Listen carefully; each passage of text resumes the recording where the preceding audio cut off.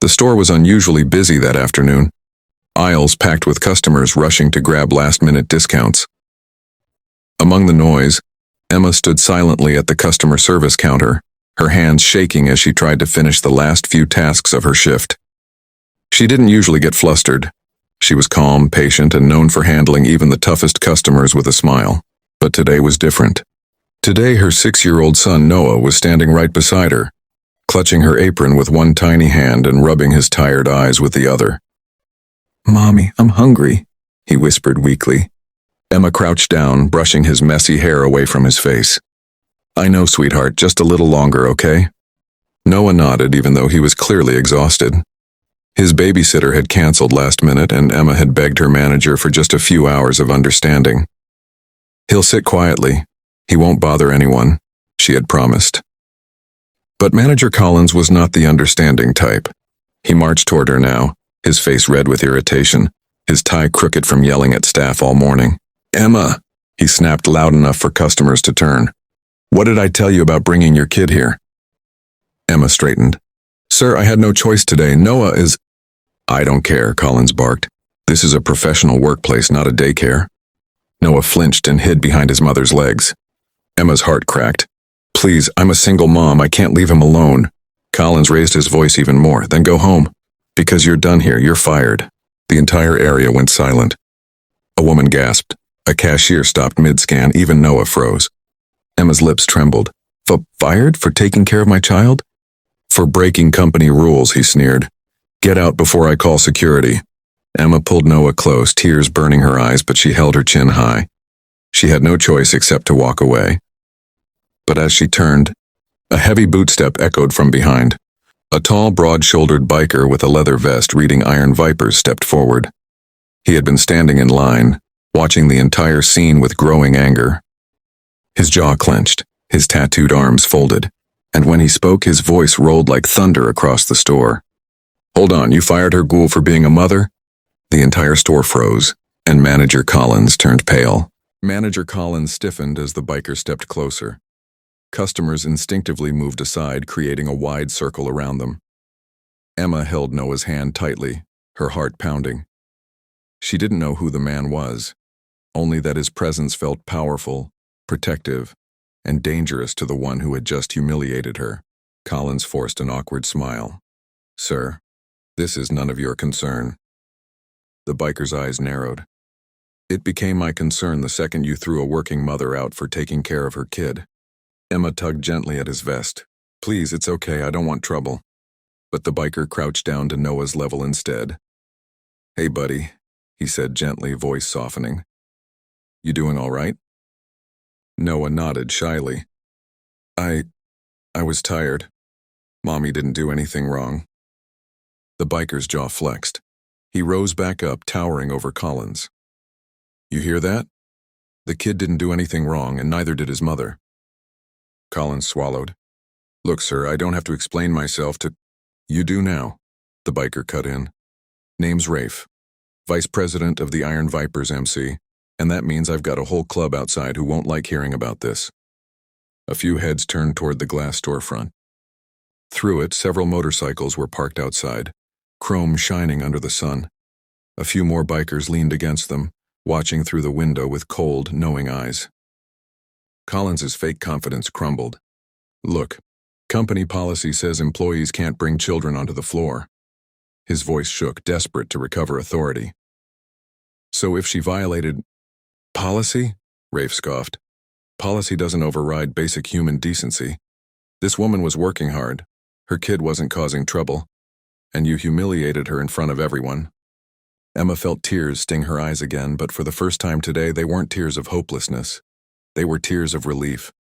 Rafe took a step closer, lowering his voice but making it even more intimidating. "You're gonna fix this right now." "Fix it?" Collins stammered. "Yeah, you're going to apologize to her." Rafe pointed at Emma. "And you're going to give her job back with the hours she needs." Collins blinked rapidly. "Or what?"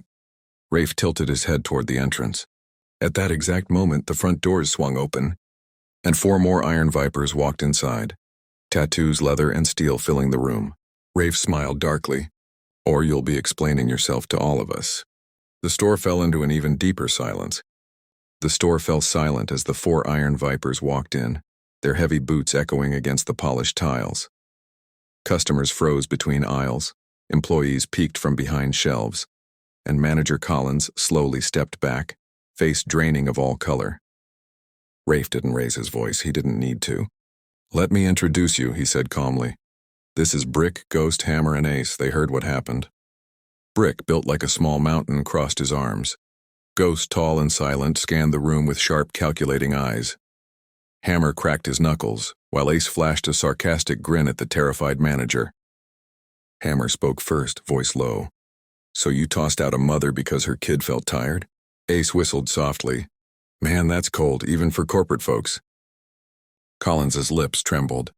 Look, I didn't mean to." "Didn't mean to?" Rafe cut in. "We all watched from the window, Collins, saw everything. She nearly slipped while carrying her boxes and holding her kid, and you just stood there yelling." Emma's breath caught. She didn't know they had seen that part. Ghost stepped forward, his quiet presence somehow the most intimidating. "My mother worked 2 jobs too. If anyone had treated her like that." He didn't finish the sentence, but no one needed him to. Collins lifted his hands defensively. You can't threaten me, I'll call security." Brick laughed, a deep rumbling sound. "Call them, we'll wait." Rafe leaned closer to Collins, voice dangerously calm. "We're not here to start anything. We're here to make something right. Emma deserves her job back." Emma's eyes widened. "Rafe, you don't have to—" But he looked at her, expression softening. "You worked hard. You didn't ask for help, you didn't even complain. That's why you deserve respect." Turning back to Collins, he said firmly, "But if you can't provide that, we will." Collins swallowed hard. Fine, she can have her job back." "And?" Rafe pressed. Collins hesitated, then sighed. "And I apologize, miss, I shouldn't have spoken to you that way." Emma stood frozen. She had never heard him apologize to anyone. Rafe wasn't done. "You're also giving her stable hours. No late nights, no impossible shifts, understood?" Collins nodded quickly. Yes, of course." The tension that had been crushing Emma's chest finally loosened. She hugged Noah, who smiled up at her. Rafe looked at Emma one more time. "You're not alone anymore." Then with a nod to his brothers, he turned, leaving a store full of stunned silence behind them. The manager's voice cracked with panic as the store went silent. Every worker and customer frozen in place. The bikers stood like a wall of steel around the young mother and her trembling son. Their presence was overwhelming. Tattoos, leather jackets, and the raw aura of people who had seen hard lives and survived them. But the mother wasn't looking at the manager anymore. She was focused on her son, kneeling down, wiping his tears with gentle hands. "It's okay, baby," she whispered. "Mommy's right here." The biker leader, a tall man named Hawk, watched the scene with a clenched jaw. He had seen too many moments like this, people in power crushing those who already carried too much weight. He turned his eyes back to the manager, who now looked smaller than ever. "Tell me," Hawk said, stepping forward, "which rule says a child isn't allowed to sit quietly while his mother works?" The manager swallowed hard. It's not about rules, it's about professionalism. She broke policy by bringing him." Hawk's eyes narrowed. "He's a child, not a problem." Customers murmured in agreement, phones were out, someone whispered, "This is going viral." The mother stood up finally, her shakiness replaced by a quiet strength. "I wasn't causing trouble," she said softly. "I only needed this job to keep a roof over our heads. I begged for an extra shift because my rent is due in 3 days. My sitter canceled last minute. What was I supposed to do? Leave him alone at home?" The question hit the store like a lightning bolt. The manager had no answer. Hawk stepped beside her, not touching, not imposing, but standing like a shield. "You know what I see," he said to the crowd. "A hardworking mother who still showed up, even when life got hard. That's dedication. More dedication than this store deserves." A few customers clapped. Hawk looked at the mother again. "You said your rent is due?" She nodded. "How much?" he asked. Her eyes widened. I can't ask you." "You didn't ask," he replied. "I offered."